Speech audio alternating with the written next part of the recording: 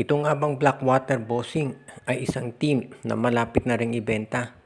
Ayon doon sa mga reports, merong mga kumpanya na interesado na bilhin ang nasabing koponan at posible raw na isa to doon sa mga teams na mabebenta na. Actually, ayon doon sa mga reports sa social media ngayon, 3 teams daw yung malamang mabenta. Siyempre, Terra Firma na yung isa at sabi nung iba malamang daw ay baka Northport o Blackwater yung isa pa. Hindi pa natin natitiyak pero kung ibebenta na yung Blackwater, maraming fans ng PBA sa totoo lang matutuwa. Dahil pagdating sa mga farm team, syempre, usually na pag-uusapan dyan itong Terra Firma at itong Northport Batang Pier. Pero sa totoo lang farm team din itong Blackwater, farm team ito ng MVP Group.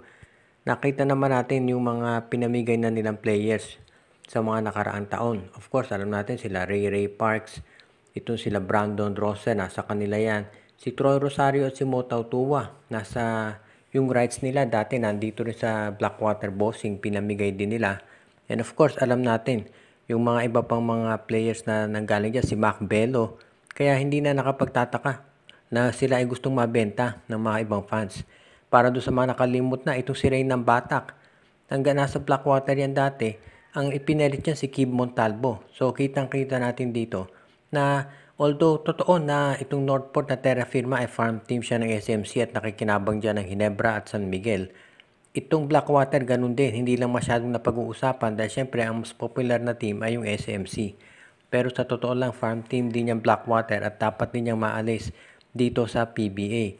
Dahil sabi nga nila, yan ang dahilan kung ba't hindi balanse ang kompetisyon dito sa liga. Kaya ngayon, abangan natin kung totoo nga na baka itong Jollibee o kaya SM ay bibili na itong Blackwater at papalitan na sila dito sa liga.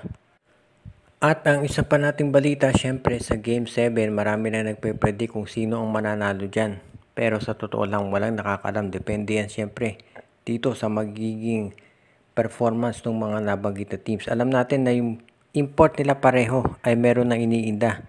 Itong si Justin Brownlee at itong si Ronde Hollis Jefferson. At alam din natin na marami silang kinakailangan na gawing pagbabago pagdating dito sa kanilang mga rotation, doon sa adjustment sa depensa at iba pa. Pero kinakailangan daw ngayon na gumawa sila ng paraan para masiguro na sabi nga nila winner. Alam natin na sa bandang huli magdedepende yan doon sa mga local support na makukuha nila. Dito sa TNT, ang importante itong si Oftana, kailangan mag-step up siya. Hindi siya pwedeng inconsistent, pati na si RR Pugoy. At sa panig ng Ginebra, ganun din.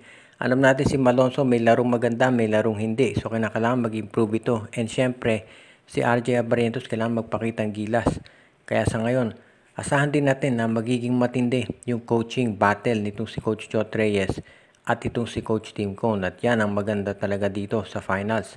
Tandaan natin na si Coach Tim Cone, ang record niyan dito sa finals ay 80% siyang winner, 8 out of 10. Dahil lamado itong si Coach Tim Cone pagdating sa Game 7. Kaya dito mas malaki tsansa ng Barangay Ginebra na sila ang manalo. Kaya yan ngayon ang matindi dito sa magiging lineup at labanan ng Barangay Ginebra at nitong TNT Tropang Giga. Ngayon, kung ikaw naman ang TNT, syempre gugustuhin mo na as early as possible, kailangan makadikit ka o makalamang dahil syempre yung crowd sigurado sa Barangay Ginebra yan. Kaya dyan magiging matindi itong match-up at labanan ng TNT at Ginebra at sigurado napatok na naman sa takilya ito at malaki kikitain ng PBA. Samantala naman, ang balita natin dito sa San Miguel Beer ay habang busy yung Ginebra dito sa finals ng San Miguel ay nagpe-prepare naman ng kanilang gagawing trade. At alam natin na sabi nga ng mga insiders dito sa Northport meron silang trade. Pero bukod dyan, ito raw San Miguel Beer ay meron din pinaplano dito sa Phoenix Fuel Masters. Dahil isa pa yan doon sa mga teams ngayon na kinakausap ng San Miguel para sa isang posible na maging trade transaction nila. At kung sakali nga na matuloy ito, maganda yan para dito sa San Miguel dahil ang gusto raw nilang kunin ay si Jason Perkins. Kung makukuha ng San Miguel Beer itong si Jason Perkins, magkakaroon sila ng mas matindi at mas malakas na oportunidad para magkaroon ng mas malakas o mas sabihin na natin mas matangkad na front court o front line. Kabilang na dyan doon sa mga kukunin bukod kay Perkins ay itong si William Navarro. So kung meron kang Navarro at Perkins doon sa front court mo, magandang upgrade yan kasi sa ngayon ang power forward talaga ng San Miguel si Brondial at ito si Andreas Cahilig. At sa totoo lang naman ito si Cahilig, hindi yan power forward, small forward yan talaga. Kaya undersized na talaga itong San Miguel Beer at kinakailangan nilang gumawa ng matinding adjustment dito sa kanilang lineup. At yan ngayon ang inaasahan ng maraming mangyayari dito sa San Miguel. And of course, nandyan din yung posibilidad na si Arvin Tolentino ay kunin ng SMB at gagawin nila itong isa doon sa mga top options nila. Dahil alam naman natin na best player of the conference yan. At kinakailangan nila na magkaroon ng mas magandang sabihin na nating performance dito sa Philippine Cup. Dahil yan ay isang conference na ina-expect ng marami na kinakailangan talagang idomina nitong San Miguel. Kaya iyan ngayon ang magiging sabihin na nating plano ni Coach Leo Austria ang magdagdag ng additional players dito sa lineup ng SMB. At ang huli nating balita ngayon, mukhang itong Magnolia Chicken Templados ayon sa mga reports ay nagpe-prepare na nakausapin ang Converge Fiber Xers para magkaroon sila ng additional na mga players o mga sabihin na nating trades na pwedeng gawin. Alam natin na itong kay Calvin Abueva yan ang priority na Magnolia. I-trade yan dito sa Converge Fiber Xers.